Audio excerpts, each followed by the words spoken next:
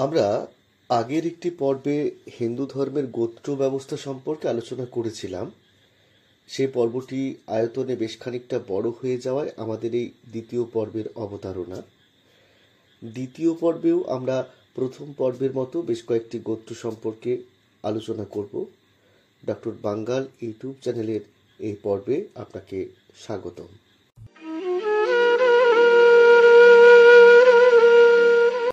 দ্বিতীয় পর্বের প্রথমেই আমরা আলোচনা করব গর্গ গোত্রটি নিয়ে। গর্গ ঋষির বংশধরদের বলা হয় গর্গ গোত্র। জ্যোতির্বিদ গর্গ যাদব বংশের কুলগুরু ছিলেন। তার পুত্রী গার্গী ছিলেন গার্গী সংহিতার রচয়িতা। গর্গ গোত্রের প্রবর ঋষিদের নাম গার্গ, মান্ডব্য, কৌস্তব। অত্রি গোত্র। অত্রি ঋষির বংশধরদের বলা হয় অত্রি গোত্র। তিনি ব্রহ্মার মানসপুত্র ও সপ্ত ঋষির অন্যতম। তার ও মাতা অনুসূয়ার পুত্র তিনজন হলেন মহর্ষি দুর্বাসা, সোম এবং ভগবান দত্তাত্রেয় ত্রিনাথ। অত্রি গোত্রের প্রবর ঋষিরা হলেন অত্রি, আত্রেয়, সাতাতপ। মৌদগল্য গোত্র। মুদগল ঋষির বংশধরদের বলা হয় মৌদগল্য গোত্র। চন্দ্রবংশীয় হর্যাস্যের পুত্র মুদগল থেকে তার উৎপত্তি। মহাভারতের চরিত্র কৃপাচার্যের এই গোত্রে জন্ম হয়েছিল। প্রবর ঋষিদের নাম অর্ব, চবন, ভার্গব, আপ্লুবৎ, জামদগ্ন। বিশ্বামিত্র গোত্র। বিশ্বামিত্র ঋষির বংশধরদের বলা হয় বিশ্বামিত্র গোত্র। ব্রহ্মর্ষি বিশ্বামিত্রের কথা রামায়ণে বহুবার বর্ণিত হয়েছে। বিশ্বামিত্র গোত্রের প্রবর ঋষিদের নাম বিশ্বামিত্র, মরিচ, কৌশিক। বৃহস্পতি গোত্র। দেবগুরু বৃহস্পতির বংশধরদের বলা হয় বৃহস্পতি গোত্র। তিনি ছিলেন ব্রহ্মাপুত্র, অঙ্গিরাপুত্র। তিনি দেবতাদের একাধিকবার রক্ষা করেছেন। ভরদ্বাজ মুনি তার পুত্র ছিলেন। এই গোত্রের প্রবর ঋষিরা হলেন কপিল, বৃহস্পতি, পার্বণ। অগস্ত্য গোত্র। অগস্ত্য ঋষির বংশধরদের বলা হয় অগস্ত্য গোত্র। দেবতা মিত্রবরুণের ঔরসে এবং উর্বশীর গর্ভে তার জন্ম। পুরাণ মতে তিনি একবার সমুদ্র পান করেছিলেন। বনবাসকালে রাম অগস্ত্য মুনির আশ্রম থেকে অক্ষয় ত্রিনিদয়, বৈষ্ণবধনু ও মহাস্ত্র প্রাপ্ত হন। অগস্ত্য গোত্রের প্রবর ঋষিরা হলেন অগস্ত্য, জৈমিনী, দধীচি। কাত্যায়ন গোত্র।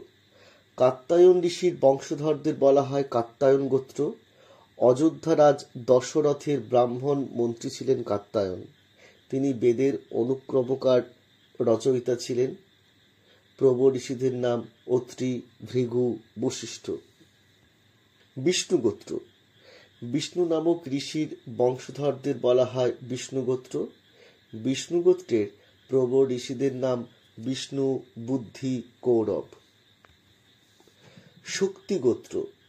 শক্তি ঋষির বংশধরদের বলা হয় শক্তি গোত্র। তিনি অঙ্গিরা বংশীয় একজন ঋষি ছিলেন। শক্তি গোত্রের প্রবর ঋষির নাম বশিষ্ঠ, শক্তি, পরাশর। পরাশর গোত্র। পরাশর মুনির বংশধরদের বলা হয় পরাশর গোত্র। তিনি ছিলেন বশিষ্ঠ মুনির নাতি, যিনি পুলস্ত্যের কাছে বিষ্ণু পুরাণ শুনে তা মৈত্র মুনির কাছে বর্ণনা করেছিলেন। তার পুত্র ছিলেন মহাভারত রচয়িতা বেদব্যাস। পরাশর গোত্রের প্রবর ঋষিরা হলেন বশিষ্ঠ, শাস্ত্রী, পরাশর। শিব গোত্র। নাথ, দেবনাথ যোগীদের বলা হয় শিব গোত্র। ভগবান শিবের কণ্ঠ থেকে এদের সৃষ্টি। শিব গোত্রের প্রবর ঋষিদের নাম শিব, শম্ভু, সরোজ, ভূধর, আপ্লবৎ।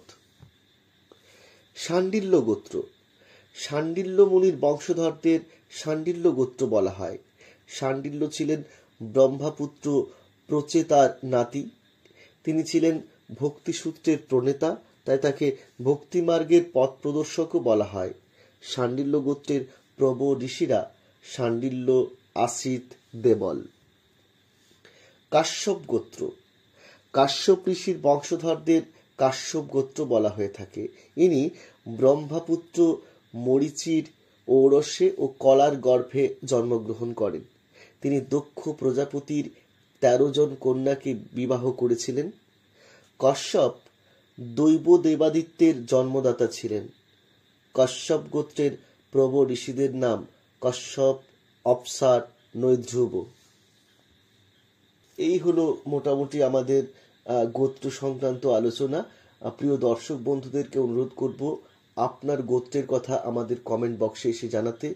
অবশ্যই আমরা ভবিষ্যতে আপনার গোত্র সম্পর্কে বিস্তারিত আলোচনা তুলে ধরব। ভালো থাকবেন সবাই, ভালো থাকুন।